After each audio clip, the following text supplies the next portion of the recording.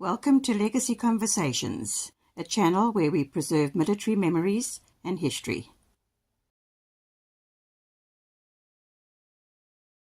Hello everyone. I want to speak to you quickly about a book called Codename Alphabet 32. And it plays off in Lesotho in the mountains during snow.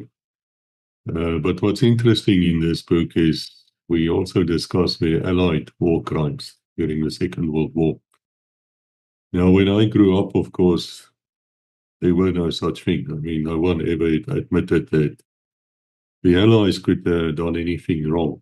You know, it's always the Germans or it's the Japanese or whoever, but they will never ever admit they done anything wrong.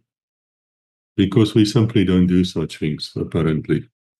But the facts are that a lot of war crimes was actually committed by the Allies as well. And I'm not saying these things because I hate the Allies. I'm just saying it because in history you need to look at both sides, which is what we're doing at Legacy too. That's why we invite SWAPO members and MK members, even though they haven't come yet. SWAPO did come. That's why we want to speak to them. You know, we need to know both sides, because when you're at ground level, you don't know both sides. And I think with respect, even at senior level, you don't. You've got a job to do and you focus on that and that alone. So there's quite a bit of war crimes which I discuss in the book. The book isn't about the war crimes. I just discuss it inside the book because, like all these books, the GMJ books have history in it. And whenever there's history in those books, you can take for granted that they are actually true and correct as far as history can be true and correct. But anyway, so what happened was during the Battle of Britain, you will know that the Germans got air bases in France after France fell. And I can tell you that in those 6 weeks of fighting, when the Blitzkrieg started and when France basically surrendered and the Brits ran away from European mainland all the way back to the UK, Dunkirk, other places as well, great defeat, humiliated, ran as quickly as they could, left their weapons behind, pathetic. And when they came back, of course, in 1944, shame they were under the command of an American general called Eisenhower, who would then become a president later, and a good president in his first term anyway. Second term, he was ill. You know, it was the same case as with Biden. They just kept him propped up, perhaps not as bad as Biden, but same. And by the time they returned, the Brits actually decided to return to the mainland. I think there was something like 40 American and Canadian soldiers for every one Brit. Yeah, I'm not a fan of the British Army, as I said in another video with I think General Liebenberg, when we were speaking about battle group or combat group Juliet. And this is my opinion. Don't bring General Liebenberg into this, my opinion. Well, I asked him, I said, so do you know that there's an army out there which has more horses than tanks? There's a navy out there with more admirals than warships. And guess what? There's Air Force out there with Connor still in the Oxy Road. You know, this equity crap and affirmative action, and they wouldn't appoint young white males to become pilots, and now they don't have pilots. They have to beg them to carry on beyond the age where they want to carry on. We're talking about the British military forces here as in 2025. So I'm talking about the Royal Air Force, the British Army, who started the concentration camps principle in the Boer War, and I'm talking about the Royal Navy, who ain't. They have aircraft carriers, yes, 2 of them. They can't even leave harbour or will probably sink by themselves. They don't have aircraft for them, and they don't have escort vessels for them. If you read another book, codename Lucy, you're going to find out what an unbalanced navy really means in war. And I think the Americans are going to find that out too when they start taking on China for Taiwan. It's a fight which, in my opinion, they will lose as soon as the sun comes up tomorrow. And your problem with that is it's only the US Navy who's keeping people away from the mainland.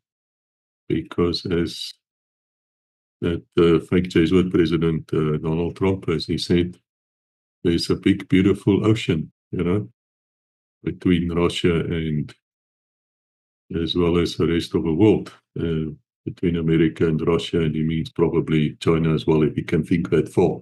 Because Atlantic one side and the Pacific, I believe, on the other side. That's not going to help you if you don't have a navy, you idiot. But anyway, they don't read my books. In fact, they ban my books. I've been warning for many years. But let's go back to the Battle of Britain, which South Africa played a major role, when you think about it. People like Sailor Malone was there. Fantastic people. We do speak about Sailor Malone, just mentioning him with Admiral Sutherland. We were at the Naval Museum in Cape Town. We do mention him because he was a graduate of, I believe, a South African ship, Louis Vuitton. Like so many others away. But anyway, it is fascinating to me, because the Luftwaffe was coming from France and we would then cross the channel, the British channel or something, what do you call it, the English channel. I think Elon Musk, he's a fellow who I believe has left South Africa not to do military service. If I'm wrong, I apologize. That's what it looks like. When he mentioned in one of his Twitter, whatever, I don't follow that crap, that the English channel is now called something else. I don't know what he wants to call it, but whatever. But they were flying over it to attack Britain. Now, there is a myth, which is also out in my books. Many people think that, of course, the Germans, Luftwaffe was the first people who attacked with mass bombing raids during World War II. We're not talking about the Spanish Civil War here, Guernsey. I know about that. Do you know actually how many people died at Guernsey? Or Guernsey, whatever you call it. The town that was attacked. I think it was 56. Yeah, 36.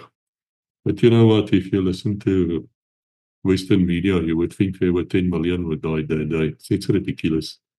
It's ridiculous. Actually, where I think most of the people who actually died during a raid was again an allied war crime for all intents and purposes at Dresden. But of course, we don't speak about that. But in fact, the first, during World War II, where air fleets actually attacked a city where the Russians were doing that, the Soviet Union. And then, of course, came Rotterdam, which was a mistake. The Germans admitted they tried to turn the bombers back. They didn't. And they bombed Rotterdam. And then, of course, Churchill at some stage took over, and Churchill really, really wanted to bomb Berlin.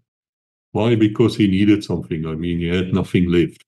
The story, they were standing alone. Yeah, screw all the 100 other nations, from the Commonwealth who were standing with him. They're not important, it's just the South Africans, the Indians, the Australians, New Zealanders, Rhodesians, Jamaica, wherever. No, not important. No, it's only the UK, only the UK shame they were standing alone. You know what? It's pathetic.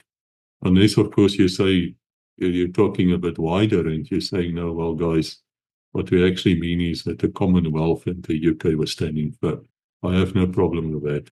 But funny enough, it's never mentioned like that. It's just a poor old England. Yeah, poor old England. But anyway, to make a long story short, it was actually the RAF who attacked Berlin 3 times. 3 times. This is historical facts. Go and research a bit or read my books. Before the Luftwaffe decided to strike back. Up to then, in fact, Hitler had orders out, and I'm not a fan of Hitler.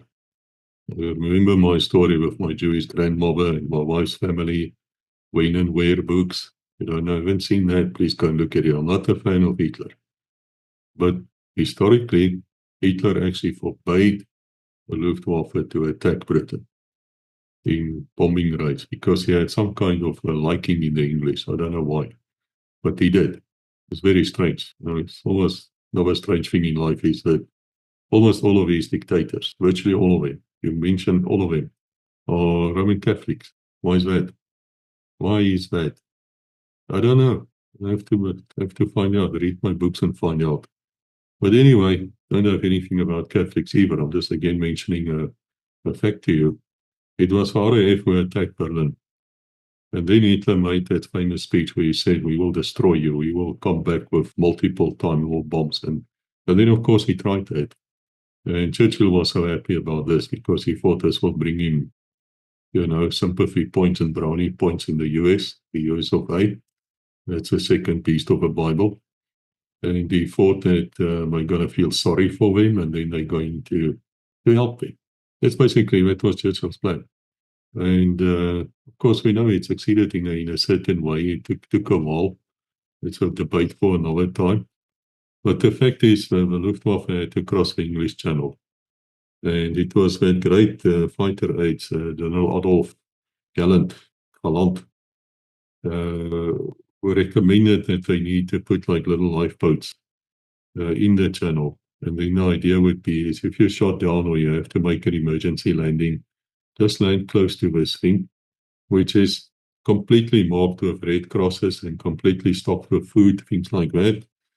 And then you land next to it, make your way to this life raft, this life buoy, and then you get inside and you wait. And at some stage, someone is going to come and rescue you, whether it's a Brits with their torpedo boats or motor boats, whatever they had, or whether it be one of these seaplanes from Luftwaffe, also marked in red crosses, by the way, come and rescue you, take you back.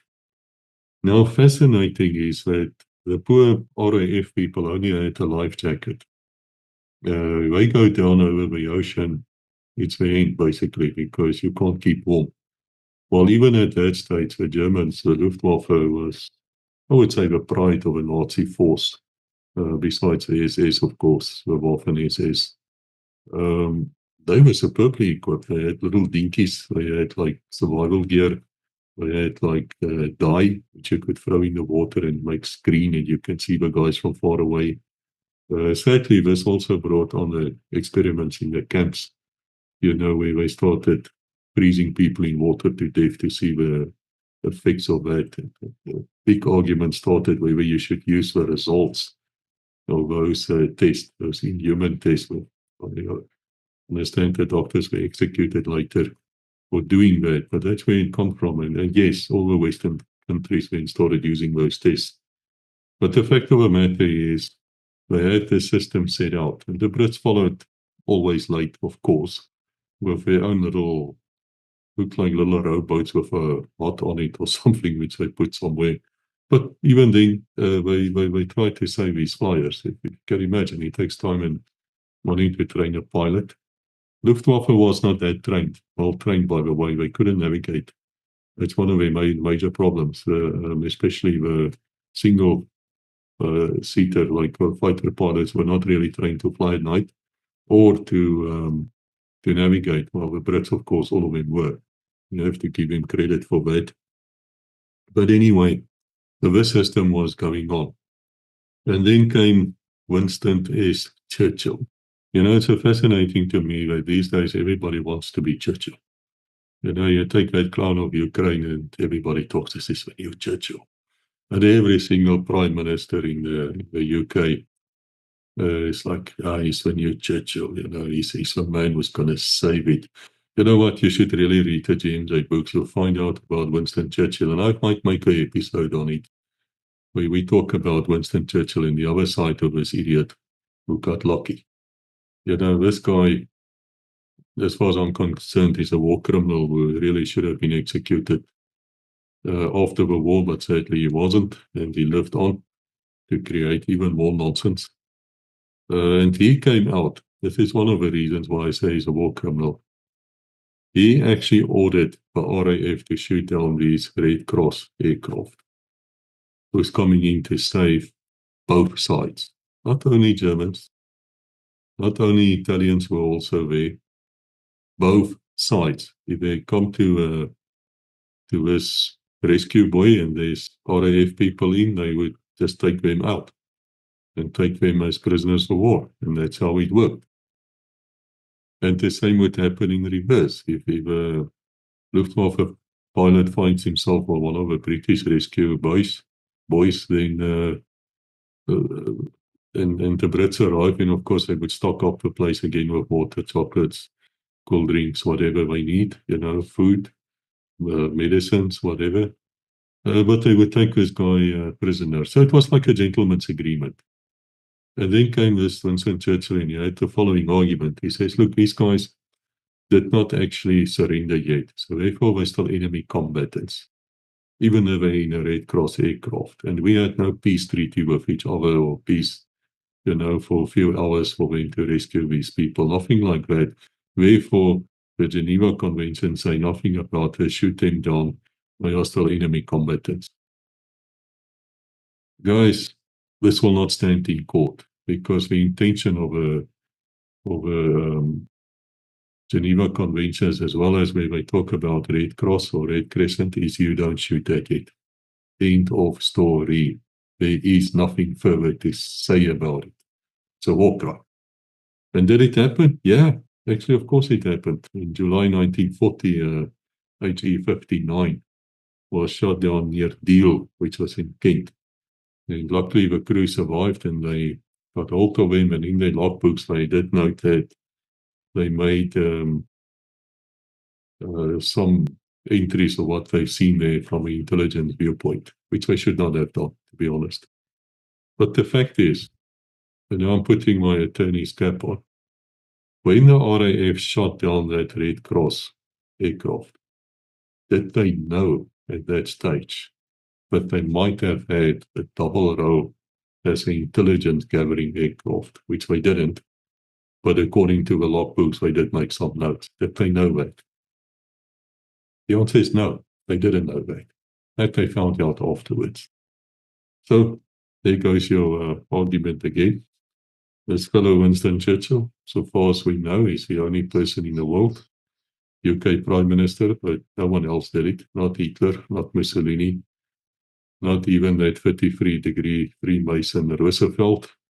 None of them ever ordered the armed services to shoot on Red Cross aircraft or on the Red Cross vehicles or Red Cross hospitals, anything like that. It's a war crime. And it's one of the war crimes which I discuss in this book codenamed Alphabet 52. So if you're interested in the book, it is available. It is available in audio. It's available at Amazon on hard cover, soft cover, as well as on Kindle. I don't do the EPUB thing because I boycott anything Apple. I don't want nothing to do with Apple. That also comes out in the books. Why? Tell you why. Because in 2015, I believe there was an attack by some jihadi fellow, killed a lot of people in California. And when the police and the FBI, who I have no respect for whatsoever, but they got hold of his cell phone and Apple, of course, what else? And so we wanted to break it to see where we was contacting, follow up, investigate the case. We even got a court order to order Apple to do so. And guess what Apple did? They told them to take a hike. And so luckily the Israeli intelligence broke a phone for him. But that day is when I said none of my books will ever be available on the Apple iPop or EPUB or whatever they call themselves. Never ever will not be available. And the other thing which we discussed, which actually the book is about, is a miracle of technology, which is called the Mokopa, which is the South African anti-tank missile. But it's not only an anti-tank missile. It can also be used against buildings, can be used against ships. It's got different warheads, you see.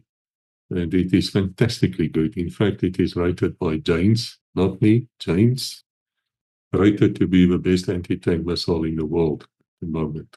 It is exceedingly good. It goes through steel, it goes through reactive armor. It is just fantastic. And it's used with a Rooivalke, and it's also possible to shoot this thing over the horizon, so to speak. So you will have people lying there marking the target. These guys shoot and scoot. And I explain exactly inside that book how you would do that and how would you use this. And I explain about Israeli intelligence. They actually stole the old Makopa plans. They had them, and then they photographed them. Actually, they made copies. That was very stupid. They should have taken photographs. And then they gave it back to the South Africans. And yeah, and some people were actually sentenced to jail for that. I believe they worked for some company who was contracted to arm score or something to the Nell. And then they, tried to sell this, and they actually did sell it on the open market. Doesn't matter. That thing can't be stopped. And since then, it was improved, of course. So the technology is still there. People just don't know about it and they don't care. It's easy for us to just point fingers all the time. Oh, look at this new lot. They're so bad. They're so bad. Yeah, really. You know what? Remember what I told you about the British Armed Forces? All 78,000 of them. Acties toch. And then they want to threaten a place like Russia with 1.5 million on their arms. You want to threaten a place like China, 2 million on their arms. Really, people should read the GMJ books. You're going to find shocking statistics. You're going to find out things which is not in the mainstream. That's why I wrote the books. Anyway, guys, I've been taking your time long enough. As I said, if you're interested in the books, you want to know about the war crimes, there were many, many others who are equally shocking. Then please get hold of the books. I always say to you, if you get hold of the books and you grab the books, it assists the channel. It helps us to carry on here.